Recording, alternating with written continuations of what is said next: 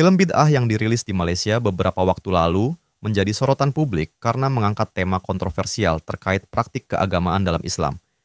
Film ini menyoroti bagaimana sekelompok orang yang seringkali disebut tokoh agama memperkenalkan ajaran atau ritual yang tidak sesuai dengan prinsip dasar syariat Islam. Narasi ini kemudian membuka ruang diskusi tentang fenomena serupa yang terjadi di dunia nyata, termasuk kelakuan sebagian tokoh agama, misalnya Habib, yang seringkali dikritik karena dianggap melakukan hal serupa. Dalam film bid'ah, karakter utama menggambarkan bagaimana praktik-praktik baru diperkenalkan kepada masyarakat dengan klaim sebagai bentuk ibadah yang lebih tinggi atau mendekatkan diri kepada Tuhan. Namun, praktik tersebut justru bertentangan dengan Al-Quran dan hadis, sumber utama ajaran Islam. Hal ini mencerminkan realitas di lapangan, di mana sebagian Habib atau tokoh agama tertentu juga kerap dituduh memperkenalkan ritual atau amalan yang tidak memiliki dasar kuat dalam Islam. Contohnya adalah penggunaan atribut-atribut khas seperti pakaian tertentu, ziarah ke makam tertentu dengan cara yang berlebihan, atau bahkan klaim-klaim spiritual yang tidak dapat dipertanggungjawabkan secara teologis. Bahkan sering sekali mereka membangun cerita-cerita khurafat atau cerita bohong terhadap kesaktian kakek mereka, yang mana dasarnya tidak kuat. Bahkan sempat ada seorang Habib yang viral, beberapa waktu lalu diduga melakukan penyimpangan, selingkuh dengan istri orang. Maka ini sudah menjadi bukti bahwa gambaran film bid'ah itu mirip dengan realita ulama saat ini. Bukan hanya Habib namun juga oknum kiai, banyak sekali kita temukan kasusnya yang sama dengan film bid'ah ini, di mana banyak kiai pondok melecehkan santrinya.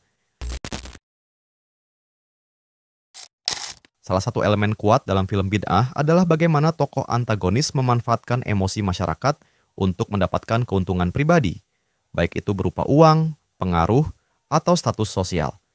Fenomena ini juga dapat ditemui dalam kehidupan nyata, di mana sebagian tokoh agama termasuk sebagian Habib dituduh menggunakan kedudukan mereka untuk memperoleh keuntungan materi atau politik. Film bid'ah juga menyentil bagaimana tradisi lokal seringkali bercampur dengan ajaran agama, sehingga melahirkan praktik-praktik yang tidak sesuai dengan syariat. Ini relevan dengan fenomena di Indonesia dan Malaysia, di mana budaya lokal seperti tahlilan, selamatan, atau ritual ziarah seringkali dilekatkan pada agama tanpa dasar yang kuat. Sebagian Habib di Indonesia juga seringkali menjadi pusat perhatian dalam ritual-ritual semacam ini, meskipun kontennya tidak sepenuhnya sesuai dengan ajaran Islam yang murni. Dalam film bid'ah muncul dua kelompok masyarakat. Mereka yang setia mengikuti tokoh agama tanpa mempertanyakan keabsahan praktiknya, dan mereka yang skeptis serta berusaha mengoreksi kesalahan tersebut. Narasi ini sangat mirip dengan dinamika sosial di dunia nyata, di mana sebagian masyarakat begitu loyal kepada Habib atau tokoh agama tertentu tanpa kritis, sementara kelompok lainnya, terutama para aktivis dakwah modern atau kalangan intelektual muslim, dan kalangan orang yang bermanhaj salaf mencoba memberikan kritik konstruktif. Sayangnya, kritik ini seringkali ditanggapi dengan stigma negatif, seperti tuduhan anti-ulama atau menyerang Habib. Pesan moral dari film bid'ah adalah pentingnya kembali kepada sumber utama agama, yaitu Al-Quran dan hadis, serta menghindari segala bentuk penyimpangan yang hanya akan merugikan umat. Pesan ini relevan dengan situasi di dunia nyata, di mana masyarakat harus lebih kritis dan selektif dalam mengikuti ajaran atau ritual yang diajarkan oleh siapapun, termasuk Habib.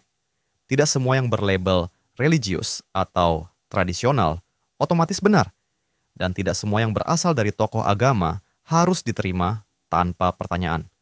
Film bid'ah bukan sekadar hiburan, tetapi juga cerminan dari fenomena sosial keagamaan yang terjadi di dunia nyata.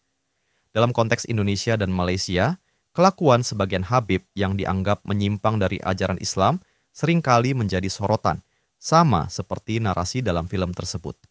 Oleh karena itu, baik film maupun realitas ini mengajak kita untuk lebih bijak dalam memahami agama, kritis terhadap praktik-praktik yang tidak sesuai dengan syariat, dan tidak mudah terpengaruh oleh klaim-klaim tanpa dasar.